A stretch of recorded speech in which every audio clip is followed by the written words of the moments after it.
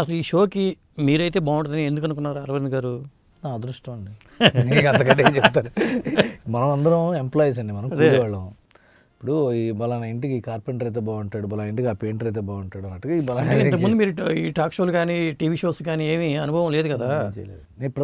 నేను ఎప్పుడో 10-20 ఏళ్ళ నాడు ఒక ట్రావెల్ షోకి యాంకర్గా చేశాను. That is my experience with TV.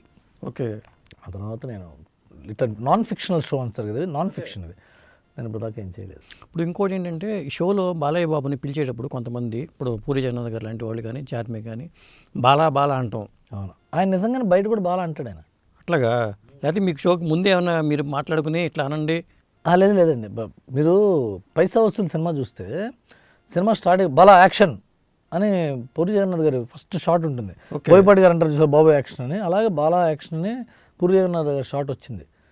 అందువల్ల నేను తర్వాత బాలకృష్ణ గారిని అడిగితే ఆయన నన్ను బాలా అని పిలుస్తాడు అన్నాడు. నేను జగన్ గారిని సార్ మరి బాలా ఓకే నేను అట్లాగే పిలుస్తాను అంటాడు. చార్మి గారు కూడా మరి అట్లాగే అన్నారు. ఇప్పుడు వారు ఆయన ఆవిడగా అట్లాగే ఉన్నట్టుంది. ఓకే, అంటే పైసా వసూలు టైంలో నా పరిచయం కొద్దిగా ఉండొచ్చు బహుశా.